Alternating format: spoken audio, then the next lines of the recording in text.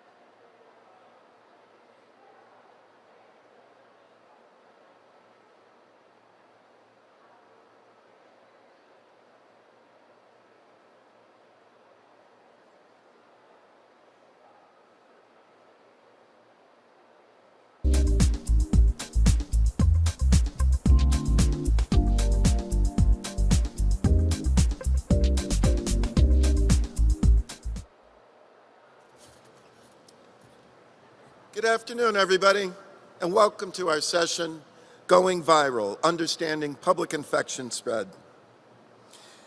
Before I introduce our speaker today, I'd like to invite you all to join us for our cocktail hour and LinkedIn reception that'll begin at 4 p.m. this afternoon to my left in the large stage area. And now on to our session and introducing to you Dr. Charles Gerba. Dr. Gerba is an internationally recognized microbiologist and is also professor of environmental microbiology in the Department of Microbiology and Immunology and Soil, Water, and Environmental Science at the University of Arizona. He has authored more than 400 articles and several textbooks and is a graduate of Arizona State University, as well as earning his PhD from the University of Miami.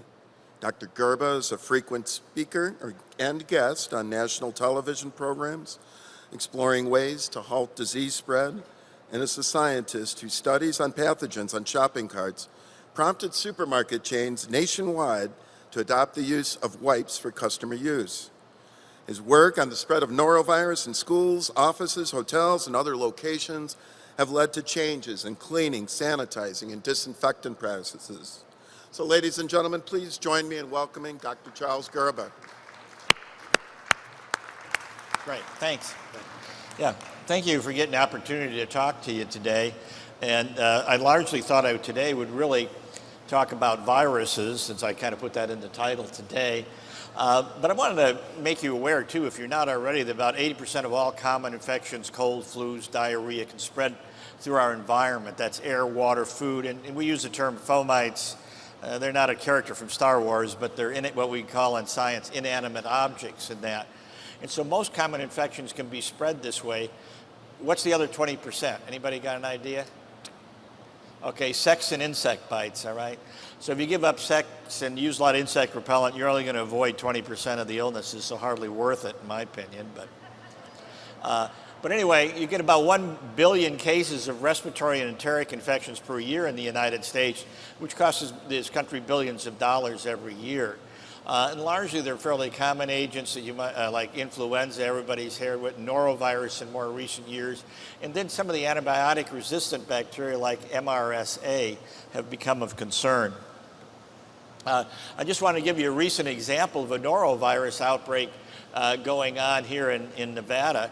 You can almost look in the news every week on Google and find an outbreak of noroviruses. They're actually very common. The most common infection that closes down facilities today in the United States is a norovirus outbreak.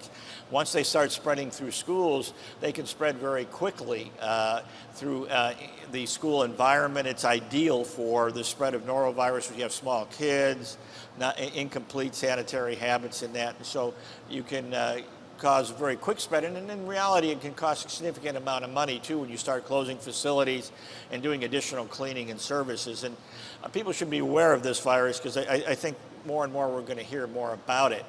Just to give you a background on this virus, if you're not familiar with it, it does hit universities and schools on a regular basis.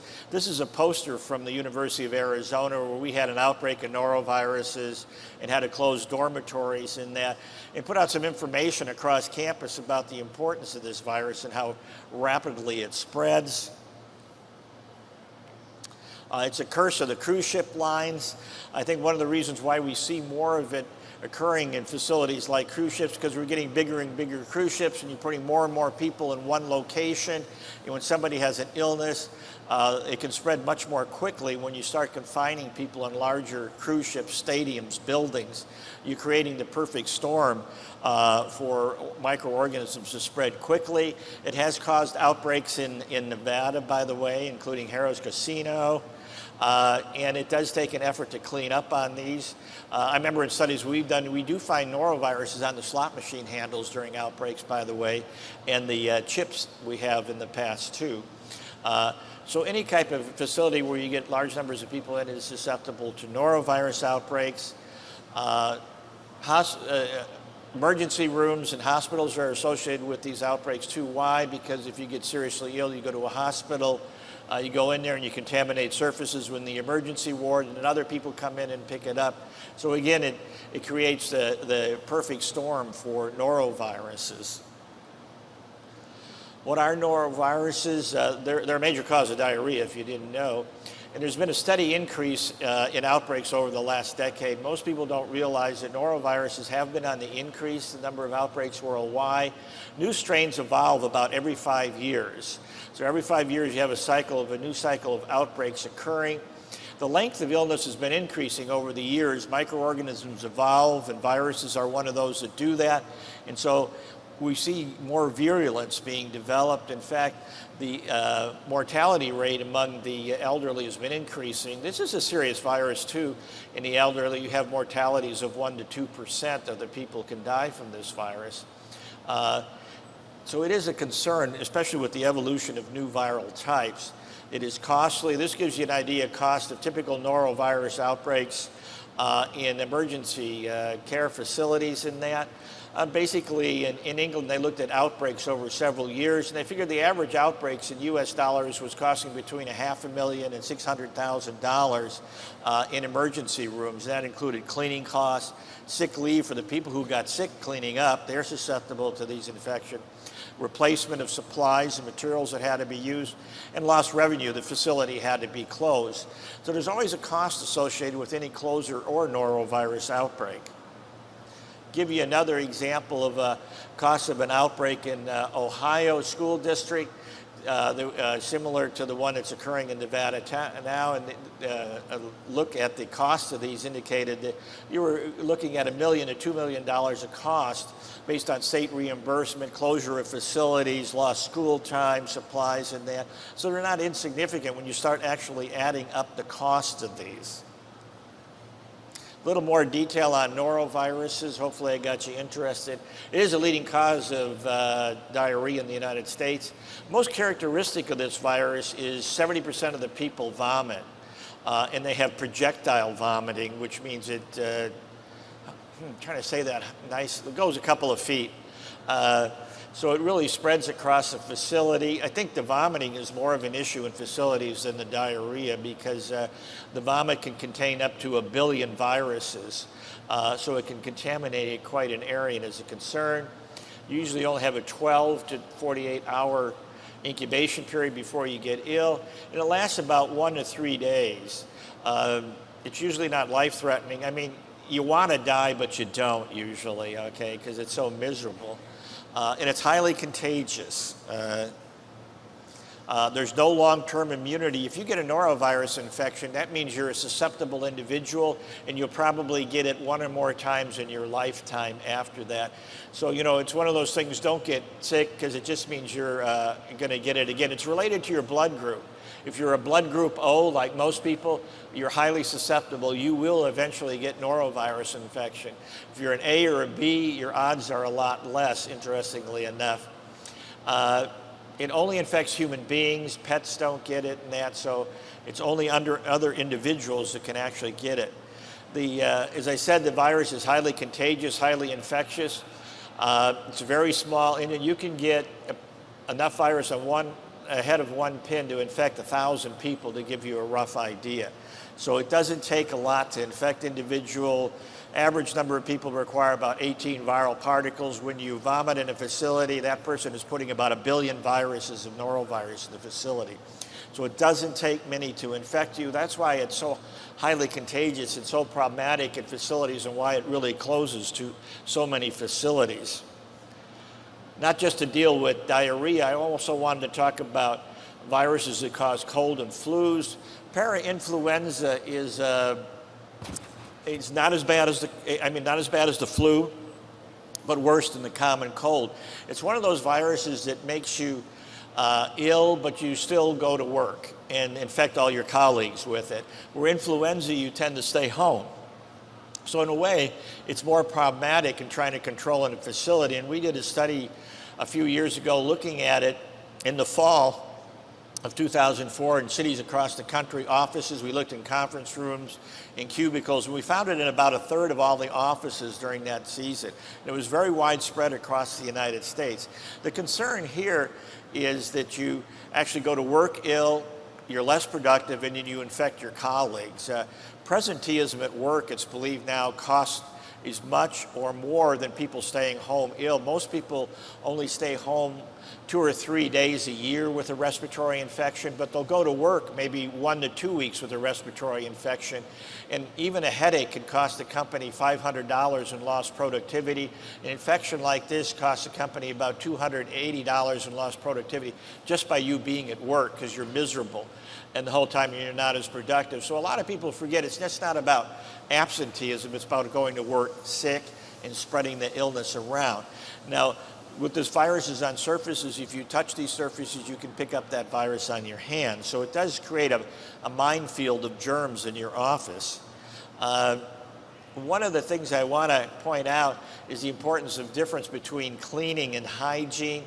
One of my colleagues did a study on a meta-analysis, which is a sophisticated statistical technique looking at cleaning versus disease reduction in households on illness rates. And he found that the more people cleaned in their house, the more likely they were to get ill. Other studies have been shown that more of a person cleans in their house, the more germy it is, the more bacteria you find on surfaces in that. And that's largely, if you don't use disinfectant and disinfectant cleaners, you actually spread germs around, increasing the exposure of people into a facility. And I think that's something that's overlooked a lot. Cleaning alone is not enough, because it can actually work against you in spreading microorganisms around a facility. A home is a classic example. And let me get the role of fomites, or surfaces. Scientific term for those is actually surfaces. Most common infections like colds, flus, and diarrhea are actually spread by you touching a contaminated surface. You get the virus on your hands, and then you bring your fingers to your nose, mouth, or eyes. Perfect place it wants to be. The best friend a germ ever had is your fingers, because you're picking up things all day with them, and you're bringing your fingers to your face all day. Typical germs like cold, flu, diarrhea viruses survive anywhere from 2 to 3 days for common cold viruses, up to 4 weeks for noroviruses. So they do persist over time, and that's why it's important to eliminate them from surfaces on that, because your exposure it occurs all day, continuously during the day. You ever think about how many surfaces you actually touch in a day? In a typical office, it's hundreds of surfaces, and those are hundreds of other surfaces that other individuals have touched during that same work day.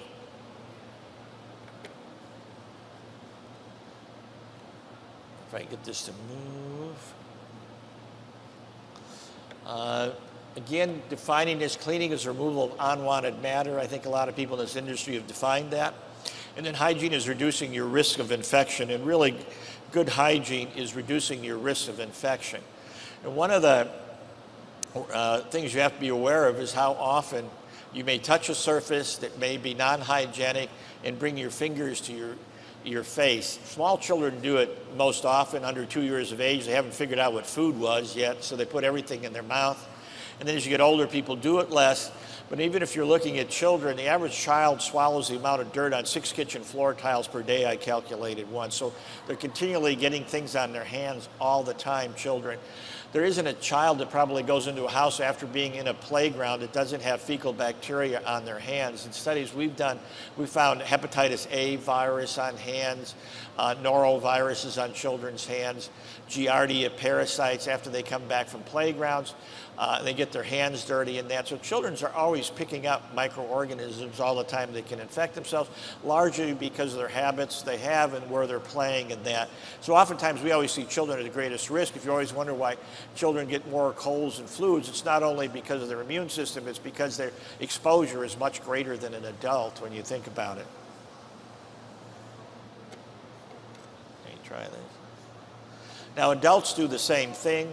We bring our hands to our face on a regular basis. I can always look at an audience and see somebody doing it all the time just now. You're doing it without even thinking about it, bringing your fingers to your nose, mouth, and eyes all the time. You can actually catch the common cold by putting the cold virus right in your eyes, because as this individual shows here, some people are capable of picking their nose and scratching their eye, I guess, at the same time. So if you get a cold virus in your eye, it can actually infect you. Same thing with the flu virus. If you get it in your eye, it can actually infect you. So just by rubbing it in your eye, you can get it in that.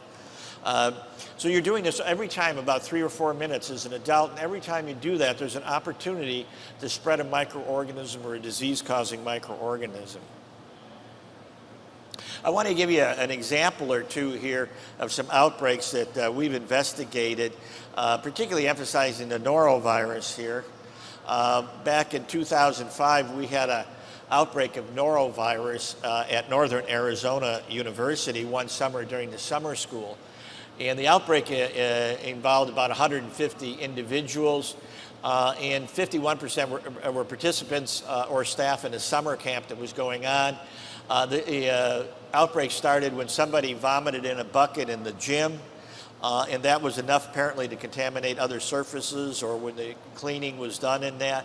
And about a third of the individuals at the summer camp actually got infected with noroviruses, and eventually they had to close all the summer camps at NAU because of the outbreak. And a football team that did its summer camp, they're canceled doing the summer camp because of the outbreak. So there are costs to this too that people should be aware of. What we had the opportunity was go in there quickly and test the surfaces for noroviruses in the dormitories, in the gyms, in the cafeterias. And we found about 8% of the surfaces were contaminated with noroviruses by the time we got there.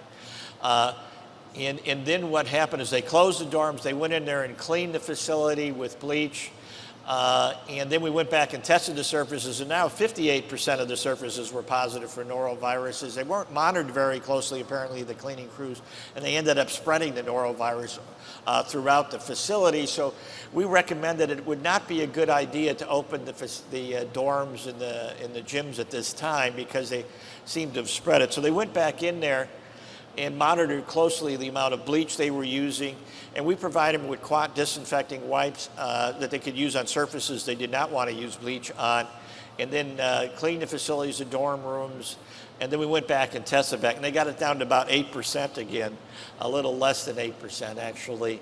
And then we tested the facilities where the outbreak had occurred in that too. So the moral here is you really got to be careful when you're cleaning, particularly after an outbreak, that you don't actually spread the virus around.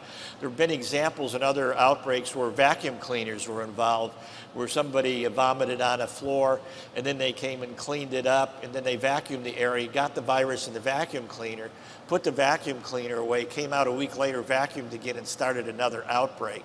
So you should be aware that the cleaning tools are important here in potentially spreading a virus like norovirus around a facility. What weapons do you have against the viruses and Norwalk viruses? Bleach is often recommended. You have to use about 200 parts per million bleach. Hydrogen peroxide is another one. There are quat-based formulations. It's important to read the label that are registered for efficacy against noroviruses. All of these are broad-spectrum disinfectants, so they will not only get noroviruses, but other viruses and bacteria concerned. And I think particularly in indoor facilities, what we see, it's really to be conscious of the viruses, and that's one reason I'm emphasizing it, because they survive longer than the bacteria and it takes fewer of them to infect you. So you really should make sure you're using broad spectrum disinfectants in facilities today. Quat-based disinfectants have been around for 30 years, and I think a lot of people don't realize that they are registered for viruses now. You have to read the label. You should see it and look for the label when you're using it in that. But there are formulations today that are available I think people should be aware of.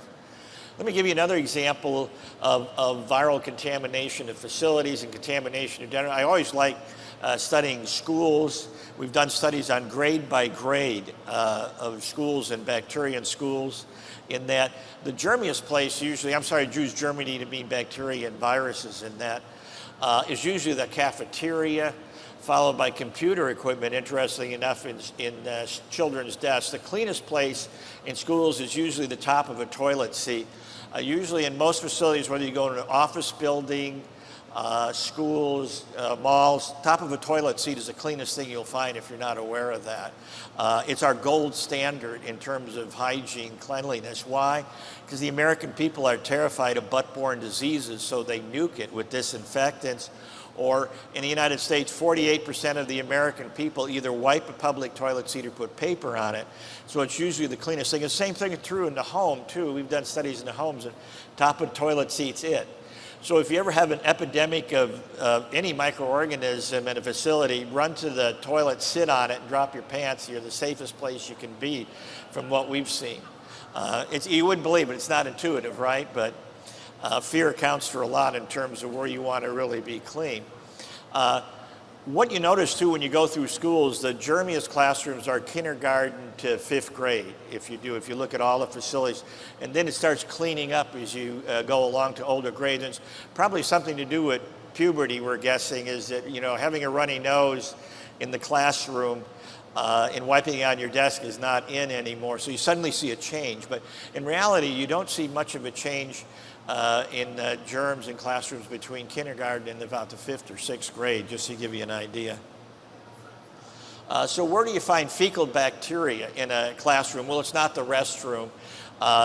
It's really desktop. If you want to find E. coli and fecal bacteria, it's a children's desktop, computer mouse, cafeteria table, library, and then you get down to the bathroom area where you can find it. If I was an alien microbiologist from another world, I'd be really confused to where to go to the toilet. I would be convinced that a desktop in a classroom is probably a toilet based on the data that I'm seeing here. And the reason why is we use disinfectants in the bathroom area, in the restroom area and that, but we don't think about it in the desktop. A child comes into the restroom, doesn't wash his hands, wipes the surface on the hands, and then he contaminates it. Nobody cleans it or disinfects it. So it's one of those things. So based on this, and in cooperation with a nurse in Seattle area, we evaluated cleaning just the desktop to see if we could have an impact on absenteeism in this school district. We looked at 2 schools, 2 different semesters, 3rd and 4th graders. Several classrooms used disinfecting quaternary ammonium wipes at the end of the day, and several did not doing it. We had volunteer mothers came in and wiped the desks at the end of the day, so the children didn't know that the desks were being disinfected.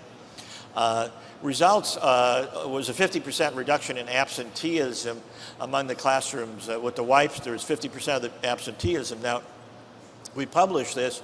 Now, we didn't look at in detail what made the children ill. Maybe the classroom smelled better, we don't know, but we didn't know using a quaternary ammonium wipe made a big difference in absenteeism in the schools.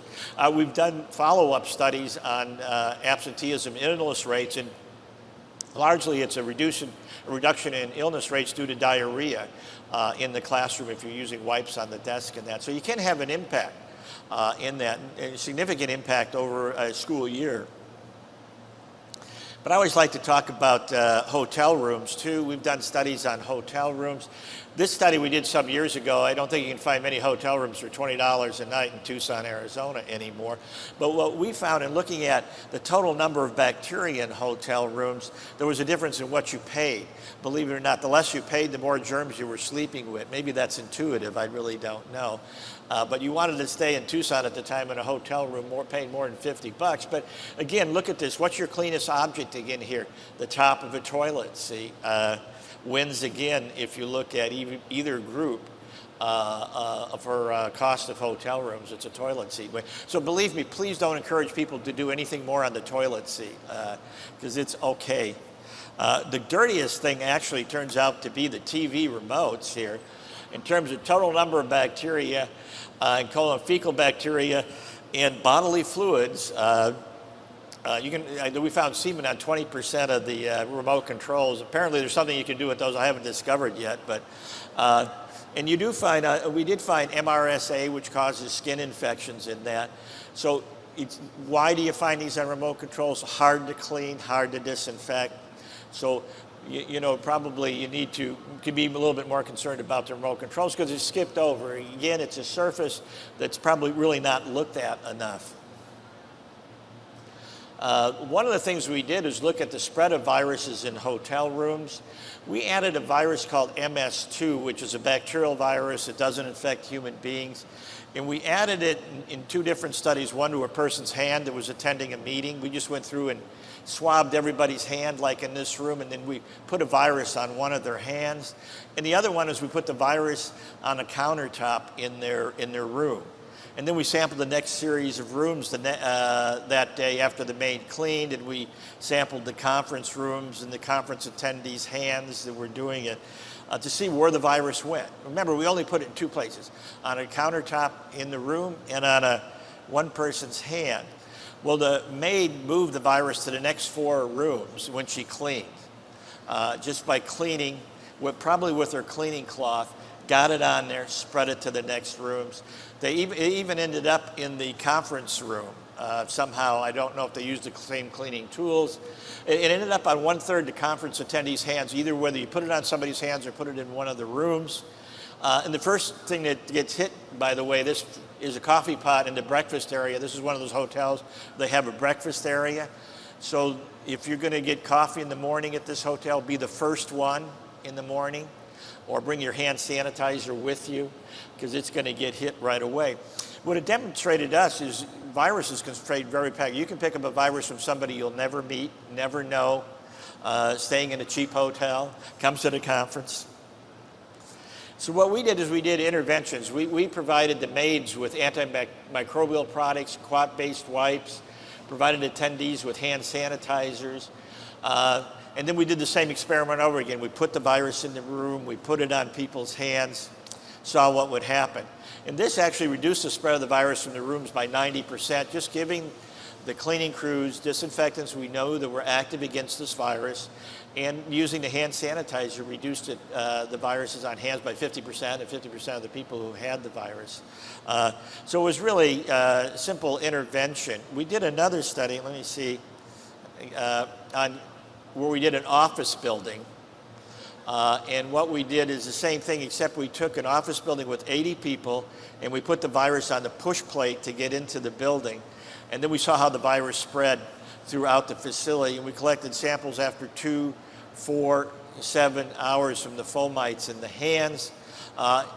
In another study, we also put it on one person's hand in the office building.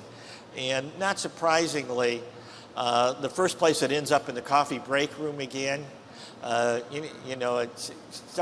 I'm knocking the coffee break room, okay? But the first thing people do in the morning is go get a cup of coffee, so it ends up on the coffee pot handle right away when you start putting a virus there. If we looked at the virus spread through the facility before we did an intervention, pre-intervention here, we had about 60% almost of the people's hands and surfaces in that facility actually end up with the virus on their hands. Now we did it within 4 hours. So virus spreads very rapidly during a facility. Basically in 4 hours, half the facility gets contaminated with the virus. How does that happen? People are moving around the office all the time. They're touching surfaces. They're using a computer. They're going to the restroom. They're getting their coffee. And when they do that, they create a continuous movement of viruses through that facility all the time. So one person can come into a facility and end up contaminating the entire facility with a cold or a flu, just because of all the human activity in there. Now what we did is we went back and sort of with the hotel doing the same thing. We provided people with hand sanitizers, and we provided a hand sanitizer station in the break room, and then we gave people disinfecting wipes. Now, only half the people of the 80 people in the facility agreed to use the disinfecting wipes and the hand sanitizer. So not everybody was agreeable to this in this study. And then we came back, we released the virus again. In basically only 9% of the surfaces and hands had the viruses on it. So we had a dramatic reduction in the amount of movements of the virus by providing this. And then we looked after 7 hours too, there was some increase, but still it was far below what we saw when we didn't have an intervention. It taught us a couple of things when we looked at this. One, not everybody has to use a disinfecting wipe or a hand sanitizer to have an impact on a facility. You shouldn't, just providing it, we've learned, so people can use a hand sanitizer, disinfecting wipe when they want to, has a significant impact. It doesn't have to be a continuous use thing all the time when you have human activity in the facility. They can participate by practicing good hygiene and reducing the spread of viruses in the day when you don't have a custodial crew in there and cleaning and that. So they should be part of the whole picture in infection control in facilities from our feeling in that. Overall, the number of people, hands was significant. If you look at the numbers in that, we had a really big impact on the spread of a virus in this facility. If you actually looked at the risk of people getting ill, and you can do this by models, by the way, reduce the probability of anybody getting influenza or respiratory infection in this facility by 80 to 90% by that simple intervention. So you can have an impact in a facility in reducing the spread of viruses in there. One of the things I like to emphasize is what I call the forgotten fomites or critical points of where people forget to clean and wipe and that. One is the phone and the mobile phones in particular. You're always contaminating your mobile phone all the time. What's kind of interesting, who has the germiest mobile phone is actually people who work in the food service establishment, because they're always picking up their phone apparently without cleaning their hands and getting it on it all the time. But what we've learned is mobile phones actually have a constant level of microorganisms on them, because what you're doing is you're picking up your phone and you're doing this, and then you're running on your computer, you're turning a doorknob, you're doing your phone again, and you're basically using your phone as a mobile device for moving germs around. And then you'll come back to your office or you go home and you use your phone again, and you just contaminate your hand with what you left on there during the day. So mobile phones, mobile computers are a great way of moving germs back and forth. They survive very well on these surfaces. So they make germs, these are really germ mobile devices from what we're seeing, and people aren't really aware of. Even though they may not be the one who gets infected, they'll bring a virus from there to work on their phone, touch a surface without me. TV remotes are something else too. Why they're hard to clean? There are TV remotes with flat surfaces available now that can be wiped and cleaned, but they're really overlooked. You know, most people, if they get the flu or cold, they jump in bed with the TV remote. Never touch that TV remote after it's been used unless you disinfect it. Another piece of mobile equipment that gets really overlooked, computer keyboards. Can get pretty bad also because people are continually touching them. Bacteria grow in them. If you ever turned a keyboard over in an office, in New York you'll get a bagel flake snowstorm if you do it. I can almost figure out what anybody's been eating lately by flipping over a computer keyboard. And as a result, microorganisms persist in there, computer mouse, sink taps and handles. Usually where the most fecal bacteria are in a public restroom is the water where you turn the tap water on and off if they have it there, or the sink, to give you an idea. One of the cleanest objects in a public restroom besides the toilet seat is the door handle on the exit, because usually half the people have washed their hands. Cleaning sponges and cloths are always problematic too, and why we like to talk about them. Sponges, bacteria will grow in them. Home sponges, which we've studied a lot, all have E. coli in them, and 15% have salmonella, which causes diarrhea in them because they get wet, moist. They always pick things up. When you use them, they spread them around. If you go into a typical restaurant here, and they wipe it in front of you before you sit down, the tabletop, they're usually laying a thin layer of E. coli for you because in our studies, we found they grow. We've gone into restaurants, sampled the restaurant, asked them to wipe it, and they usually put something right down. Why? Not correct amount of disinfectants there. They're supposed to soak them all the time, not enough time for them to really act. Thick cleaning cloths can be an issue too, because they're hard to clean. We've been looking at cleaning cloths in facilities that have been washed and come back, and a lot of them come back with fecal bacteria in them, even E. coli we found in the cloth after it's been cleaned. Why? They're thick, and it's hard to get all the organisms out of a thick cloth unless you really use strong bleach and hot water to do it. If you go to the average home, and you know, a face cloth, all of you use a face cloth, within one day there's E. coli growing in it. Why? You wash their hands, there's a few E. coli always left, gets into your cleaning towel, and it grows. And usually within a week, you'll get more E. coli if you wipe your face, when you dry your face with a face towel, than if you put your head in the toilet and flushed it, because they grow and accumulate in there. And one of the things we're running across is people want to use cold water to clean cleaning cloths. It's not getting rid of all the bacteria inside those cloths. You really got to use hot water or bleach in them to get them clean, because they're so thick it's hard to get everything out of it. And we're seeing it a lot in, oh, did I hit the wrong button here, in cleaning cloths. So it's a really issue, I think, with the cleaning cloths in laundry to deal with that. And I think it's overlooked from what we see. Laundry is another issue, mainly with cleaning cloths, but clothing. We're seeing people, particularly if they wash their own clothing or professional laundry, they're using cold water washes and they're not cleaning it appropriately. I mean, your clothes are far germier than your grandmother. Your grandmother would never use your underwear because you got about 100 times more bacteria than grandma had. Why? She used hot water and harsh detergents, using cold water and weaker detergents today. So your clothes don't get as clean too, which is something to be aware of, I think, when we start switching to colder water and that. So what are some of the take-home messages here? Well, cleaning and disinfecting, we feel, needs to be focused and strategic. Try to get those areas that are handled a lot, areas that are overlooked. Beware of cross-contamination from cleaning tools. I touched on that. That can play a significant role in the movement of organisms around a facility. Get ahead of outbreaks by disinfecting more, particularly during the norovirus and flu season. Those are winter viruses. Should be more aware of them. Norovirus and flu are major causes of school closures, absenteeism, all kinds of closures in the United States. They beat everything now. Aquatic-based disinfections formulations should be looked at carefully to make sure they have a virus efficacy testing against them. Bleach and hydrogen peroxide usually will always be formulated so they can kill those organisms. And there are simple, cost-effective, I think, reduction strategies you can use in facilities. You know, it's always hard to get the message across that we're saving you money all the time when something doesn't happen all the time. But that's I think one of the things that we try to spread, and I try to emphasize in the talks that I give, is that is a big cost benefit here that's hidden that we really got to bring out and make people more aware of. And I think I'll end it with that and see if you have any questions. Yes. Oh, bring the mic up.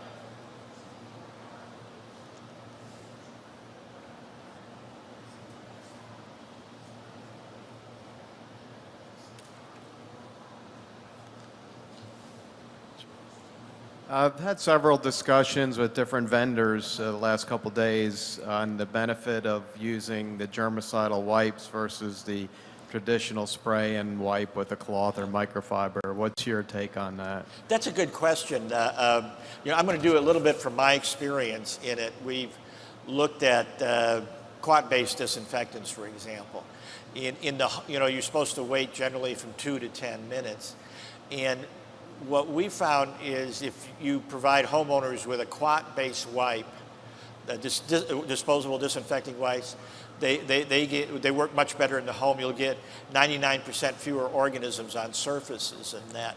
Why? Because I think the quat-based wipes have the right amount of disinfectant, and people tend to let them dry. Spray and wipe, people aren't used to waiting 2 minutes for it. And so I favored those a lot, particularly in the homeowner and in the hospital situation, where you want to make sure you're using the right dose of disinfectant and you got the right dwell time, and people usually let them evaporate. And I think that's why they work so well in that situation. Now, they're expensive to use in facilities, though, and in healthcare, they only use them in critical care areas for that reason. So that's one of the downsides with those. Now, they do tend to work much better with microfiber cloths are great, because you get that extra removal rate. And if you, that's a big advantage to them. The only thing we've been running across with microfiber cloths is when they come back from being laundried, they have 100 to 1,000 times more bacteria in them because they picked up 100 times to 1,000 more bacteria. And I think what needs to be developed is the cleaning and washing criteria for microfibers, because they're actually coming back with more, which worried us. You know, if they stay in there, it's okay. But if they get released over time, we're a little concerned with that. So I don't know, I hear different stories. Can you use hot water? Can you use bleach with microfibers? I'm not really sure, and I'd like to get a clear message on that someday from the manufacturers, because there is an advantage to using those from everything that we can see with disinfectants. Any other questions?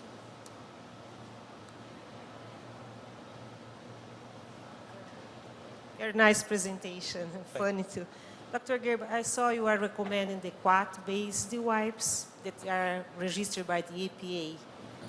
But I have seen some work by Dr. Jacobs testing the real norovirus, not the surrogates. And the quats don't have any kind of efficacy against the real norovirus. Against rotavirus? Against the norovirus. Oh, no. Yeah, actually, it's the formulation. Certain quats, if they're formulated correctly, will work against norovirus.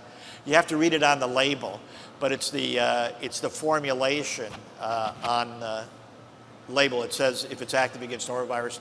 There are a number of products quat-based that are registered with EPA against norovirus. But that's why it's so important to read that label to make sure it's on that label. Yes. Somebody's got it. Okay. So you talked about the viruses on a surface, and my question has to do with how long a surface can be active, I guess, with a virus. How long before it gets clean will it? I mean, do they die? Yeah, how long do a virus? Yeah, a virus can only die. That's the only option it has left when it's outside a body. But it depends on the virus. Influenza virus, cold virus, 2 to 3 days. Norovirus, up to 4 weeks. That's why you have outbreaks persisting and recurring outbreaks, because the norovirus can really survive a long time from it. That's one of the big concerns with norovirus, is stability. Where usually cold flu viruses, 2 or 3 days, you're okay.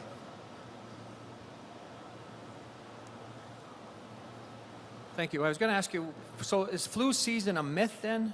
Is there really a flu season, or is it all 365 of the year? Oh, there is a flu season. If you're talking influenza, it usually begins in September, peaks around somewhere between January and March, and then ends by May.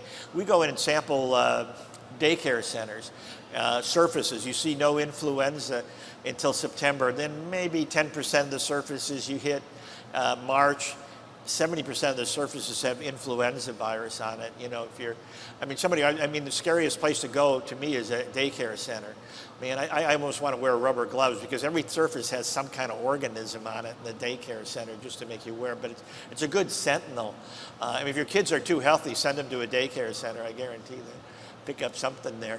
Not knocking daycare centers, but we always like to look at them because we're guaranteed of finding something on a surface on it. But yeah, there is a flu season. Why does it occur? Well, influenza virus, it's believed, survives better on surfaces in dry weather. And that's usually when you heat, it gets dry. So it survives better. Why norovirus occurs more in the winter, nobody really knows.